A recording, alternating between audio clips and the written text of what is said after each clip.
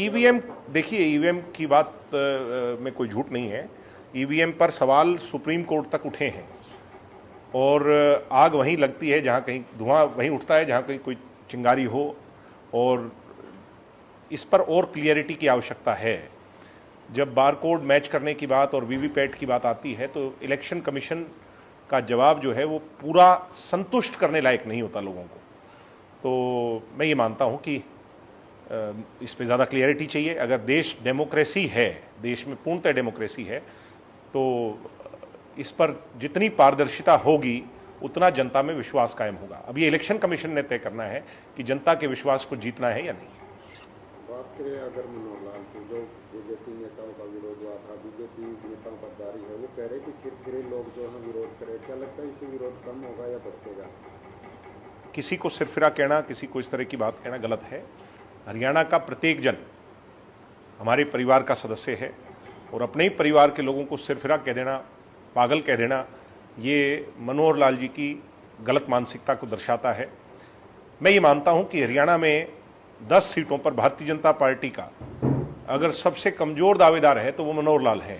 बेशर्ते भूपेंद्र हुड्डा और मनोहर लाल के बीच की जो सांठगांठ है उसके हिसाब से चुनाव नहीं लड़ा गया तो कांग्रेस और विपक्ष अच्छा मजबूत कैंडिडेट अगर उतारेगा तो मैं ये मानता हूं मनोहर लाल की हार निश्चित है। नायब सैनी की करनाल की सीट पर हार निश्चित है।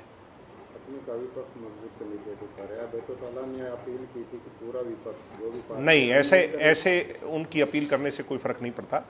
वो स्वयं जो है कुरुक्षेत्र के अंदर बच्चा बच्चा ये कह रहा है कि अभय सिंह चौटाला भारतीय जनता पार्टी को मदद करने वहां गए हैं।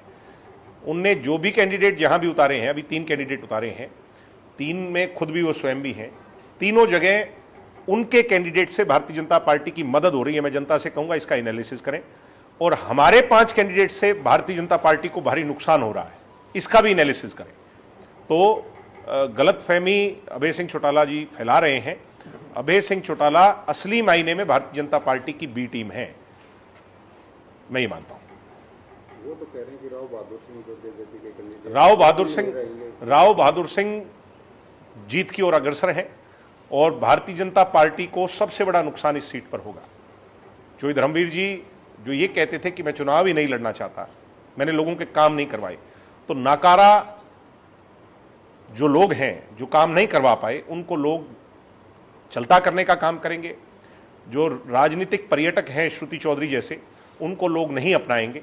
और राव बहादुर सिंह जिसके काम भी बहादुर हैं, समाज सेवी है, मेहनती है, और तो और जिसने एजुकेशन को इस रिमोट एरिया में बढ़ावा दिया है।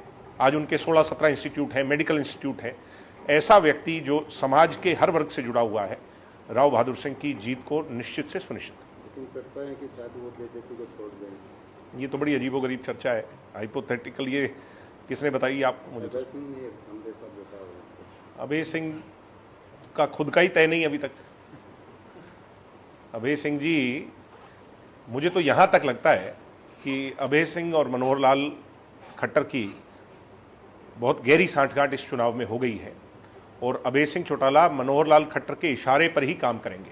वो जो भी कैंडिडेट उतारेंगे, वो जहां भी विपक्ष को नुकसान करने का प्रयास करेंगे, वो मनोहर लाल खट्टर के इशारे पर करेंगे। अंतिम सवाल है कि जब गठबंधन टूटा तो दुष्यंत जी ने कहा था कि गाय तो गई, कुत्ता भी पार ले गए, तो अब मनोहर लाल कह रहे हैं कि वो पता है कि गाय कौन फिर कुत्ता कौन। वो हरियाणवी समझते नहीं है, उनको यही नहीं पता ये जो बात कही गई इसका तुक क्या है, इसके पीछे का जो वो इसकी परिभाषा क्या है। वो शहरी लोग हैं, कॉरपोरेट कल्चर में इन लोगों ने राजनीति की। जिन लोगों ने चीफ मिनिस्टर के घर का दरवाज़ा 5 साल छोड़ो 10 साल खोला ही नहीं, सीएम विंडो बना दी, और इन लोगों का हरियाणा से कोई ज़्यादा गहरा रिश्ता नहीं है। ये तो कहीं नागपुर, कहीं और संघ में काम करते रहे, दाव लग गया, यहाँ पर चुनाव जीत गए और मुख्यमंत्री बन गए। मैं कह रहा हूँ कि जिस दिन से वो मुख्यमंत्री हटे हैं, और अभी तो बीजेपी की सरकार जनाते हैं, आप इनको चीफ मिनिस्टर की हैसियत से छोड़ो, इनको तो कोई एमसी की हैसियत से भी नहीं पूछेगा। ये अकेले गाड़ी में चला करेंगे, क्योंकि इनने लोगों से कोई डायरेक्ट जुड़ाव नहीं किया, लोगों से कोई इनका आपस में कोई मेल जोल नहीं है, इनसे कोई व्यक्तिगत तौर पर कोई जुड़ाव आदमी नहीं है, इनका घर के लोग ही नहीं जुड़े हुए।